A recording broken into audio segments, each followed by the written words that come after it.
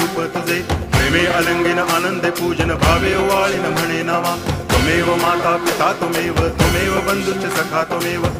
विद्या तरुणं त्वमेव सर्वं मम देव कायेन वाचा मनसेन्द्रियैर्वा बुद्ध्यात्मना वा प्रकृति स्वभावात् करोमि यद्यत् सकलं परस्मै नारायणायति समर्पयामि अच्युतं केशवं रामनारायणं कृष्णदामोदरं वासुदेवं हरि श्रीधरं माधवं गोपिकावल्लभं जानकीनायकं रामचन्द्रं भजे हरे राम राम